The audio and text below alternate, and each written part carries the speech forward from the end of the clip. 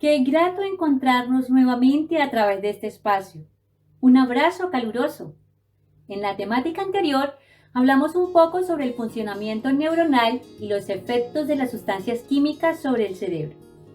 Hoy desarrollaremos el tema de los comportamientos adictivos como fenómeno social y la propuesta terapéutica que ofrecen las promesas de Dios contenidas en las Sagradas Escrituras. Desde el principio de los tiempos, Dios estableció límites en el proceso de creación, prescritos según el Génesis capítulo 1 y 2 y Job capítulo 38, estableciendo límites en el horizonte donde se unen el cielo y la tierra. El relato bíblico registra que a la primera humanidad también les dio a conocer como un padre amante las normas o reglas que contribuirían a la estabilidad de la salud emocional, física y espiritual, como una medida de prevención y protección en cuanto a la discriminación acerca de lo que podían hacer y lo que no debían hacer. El Creador, en la profundidad de su sabiduría y de su conocimiento, según el apóstol Pablo en Romanos 11:33, sabía que la ausencia de límites impediría la autorregulación de los comportamientos y las acciones del hombre. Las regulaciones prescritas eran necesarias para la convivencia de los seres creados y por tanto tomó pues Yahvé Dios al hombre y lo dejó en el jardín de Edén. ¿Para qué? Para que lo labrase y lo cuidase. Y Dios puso al hombre este mandamiento: de cualquiera de los árboles del jardín puedes comer, mas del árbol de la ciencia del bien y del mal no comerás, porque el día que de él comieres, de cierto morirás. Génesis capítulo 2, versículo 15 al 17. La familia humana pasó por alto las regulaciones prescritas por el Padre Celestial. Satanás llegó a dominar la facultad que tiene el hombre a través de los sentidos, influyó la mente, a tal punto que perdió su inocencia y se transformó en transgresora, y como súbdita desleal comenzó un rumbo descendente. Mediante el proceso de la contemplación, Eva fue transformada. En investigaciones realizadas se han encontrado diferentes teorías de psicoterapia que apoyan un modelo transteórico de cambio, que integra de manera sistemática una secuencia de etapas para lograr la modificación de los comportamientos adictivos. Dentro de estas etapas se encuentra la contemplación como facilitadores de cambio. ¿Esto qué quiere decir? Que un sector de las ciencias de la salud, dentro de sus estrategias metodológicas de intervención, han hallado que procesos como la contemplación surten efectos trascendentales en el comportamiento humano. A finales del siglo XX surgió un nuevo tipo de amenaza adictiva, caracterizada por no ser una dependencia a las drogas clásicas como el alcohol, el tabaco, ni drogas sintéticas u otro tipo de sustancias, sino actividades, comportamientos cotidianos que, convertidos en adicción, impiden llevar una vida satisfactoria, las cuales presentan un proceso similar al que existe en el abuso de drogas, como la liberación de dopamina.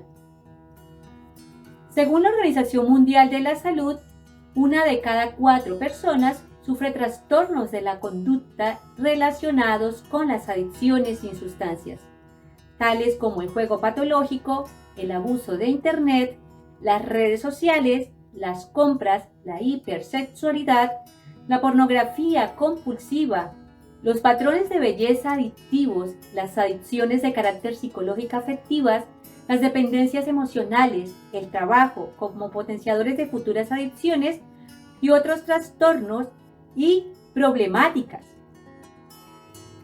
Por lo tanto, desde los avances que se han logrado para tratar de conocer el funcionamiento neuronal del cerebro en relación con el desarrollo de hábitos de conducta aparentemente inofensivos e interferir gravemente en la vida cotidiana de las personas afectadas, puede explicar el por qué se originan los comportamientos adictivos, tales como perder el control sobre las actividades elegidas y continuar practicándolas, a pesar de que las consecuencias adversas le producen, como trastorno por dependencia, entre otros. Lo delicado de este tema es que las conductas adictivas pueden llegar a esconderse bajo una aparente afición a la que se dedica mucho tiempo o un consumo excesivo que se justifica porque forma parte de la cultura. Sin embargo, en algún punto estas justificaciones dejan de ser suficientes, dejando al descubierto la falta de control del afectado sobre su propio comportamiento y el daño que la conducta adictiva causa a su vida. Pero, ¿qué son exactamente las conductas adictivas? Para ello, la profesora Ruth Enns, profesora de la Universidad de Indiana en los Estados Unidos, la define como cualquier actividad, sustancia, objeto, comportamiento que se haya convertido en el foco principal de la vida de una persona, excluyendo otras actividades que ha comenzado a dañar al propio individuo, a otros física, mental y socialmente. La académica destaca 3 puntos importantes. Primer punto, es que no solo habla de la conducta adictiva con relación a sustancias, la adicción más reconocida socialmente, sino que también incluye comportamientos y objetos. Es lo que sucede, por ejemplo, con la persona adicta a las compras o a los juegos de azar. Segundo punto, es que considera que una sustancia, actividad o comportamiento comienza a formar parte de una conducta adictiva cuando su rol en la vida de la persona es tal que las otras actividades quedan relegadas, cuando no desterradas de la vida del sujeto. Como por ejemplo, podemos mencionar a los jóvenes que dejan de lado la enseñanza reglada, argumenta la académica, debido al tiempo que se dedica, en este caso, a los juegos o a los videojuegos, entre otros. El tercer punto habla de que la conducta es adictiva cuando daña a la persona, a quienes le rodean, y añadiríamos que a pesar de esto, seguimos realizando la conducta. Un ejemplo, el de la persona que compra sin necesidad y sin control alguno, a pesar de estarse endeudando para mantener un ritmo de vida y un ritmo de compras. O en la vida matrimonial, cuando en este caso el compañero pierde la motivación, o la compañera pierde la motivación, el interés por compartir la vida con su cónyuge, con sus familiares y su círculo más próximo, y se centra toda su motivación, su interés y tiempo en estar, una vez está fuera del campo laboral, se centra en los videojuegos. Decíamos al principio de la introducción del tema que somos transformados por el proceso de la contemplación. Así lo presenta la escritora Elena White. A su vez, argumentábamos que un sector de la ciencia de la salud, dentro de sus investigaciones relacionadas con la conducta humana, sostiene que la contemplación tiene unos efectos trascendentales en la modificación de la conducta humana. En cuanto a las aportaciones de la neurociencia, afirma que una memoria se hace firme, sólida y duradera con las circunstancias, con el clima emocional en que se adquiere esa memoria. Si el comportamiento o el consumo representa momentos muy placenteros y se ejercita en el tiempo, la memoria se hará sólida y duradera. Ahora, concentrándonos de nuevo en la introducción del relato sagrado, no se describe cuánto tiempo pasó Eva contemplando el fruto del árbol sobre el cual Dios había establecido unos límites.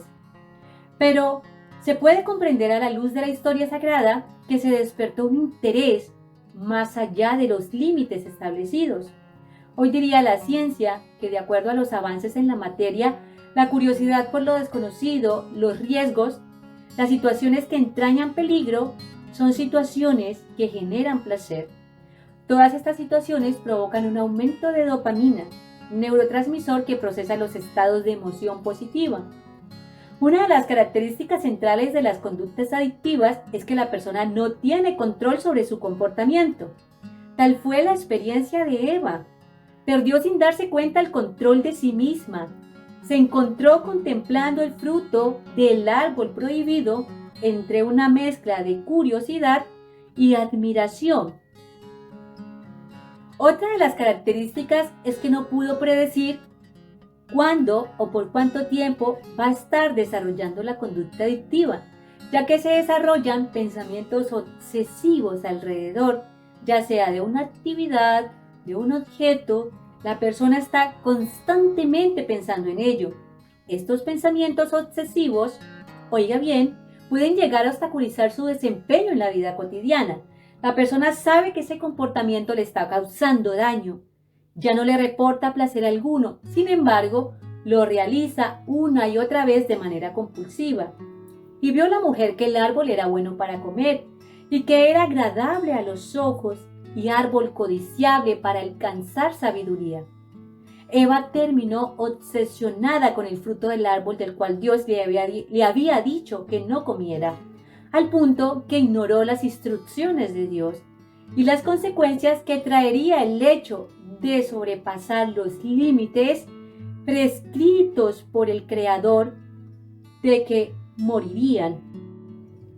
Otra característica consiste en crear las oportunidades para hacerlo y cómo conseguir los medios. Las Sagradas Escrituras no describen todos los detalles alrededor de la tentación de Eva, pero dice, y vio que el árbol era agradable, y razonaba consigo misma acerca de por qué Dios había prohibido tan decididamente que comieran del fruto y lo tocaran.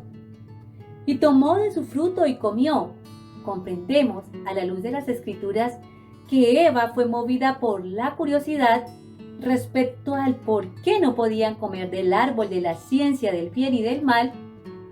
Esa curiosidad la llevó a contemplar el fruto no solo una vez, sino una y otra vez, hasta el punto de infatuarse y obsesionarse sin percibir que se encontraba en una situación de peligro. No solo comió ella, y dio a su marido, el cual comió así como ella. En el caso de Adán, su amor por Eva era tan intenso y totalmente desanimado, resolvió compartir su suerte. Razonaba que Eva era parte de sí mismo, y si ella debía morir, moriría con ella, porque no podía soportar el pensamiento de separarse de ella. A la luz de los resultados, se entiende que había desarrollado una dependencia emocional por Eva, al punto que lo llevó a transgredir los límites que Dios, como padre, había establecido y a su vez socializado con sus hijos.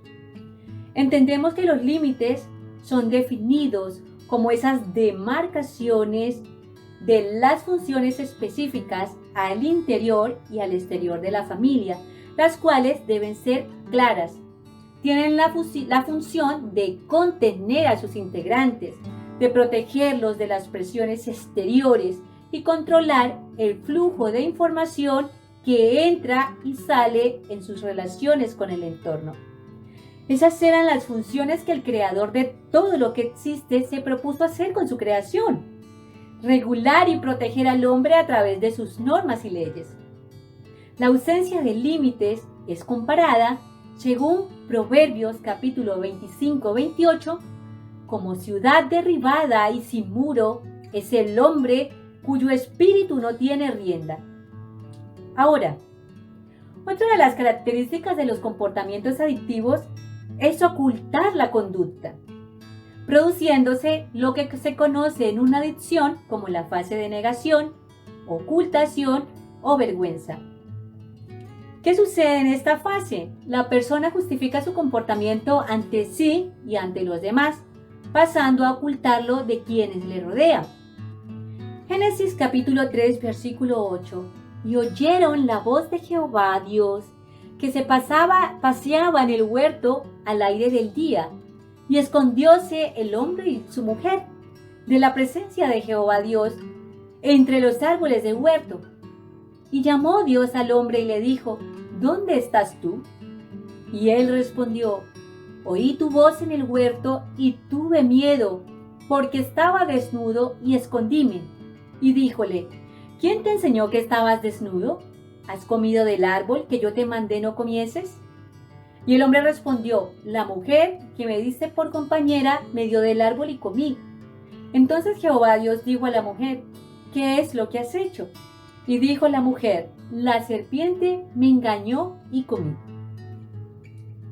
A la luz de las Sagradas Escrituras, deja claro que hay caminos que al hombre le parecen derecho, pero su fin es camino de muerte. Proverbios 14:12. Los comportamientos adictivos, como cualquier adicción, se va complicando porque aparece también un efecto de tolerancia, en este caso de una necesidad de estar más tiempo desarrollando determinado comportamiento, actividad cualquiera que sea. Cuando se deja de realizar por un determinado tiempo, aparecen síntomas como irritabilidad, depresión, ansiedad, inquietud, ira, agravando la situación personal, familiar y social. Las Escrituras nos dejan ver que la primera humanidad no solo sufriría las consecuencias por su transgresión, sino que Dios intervendría trayendo liberación, sanación y restauración.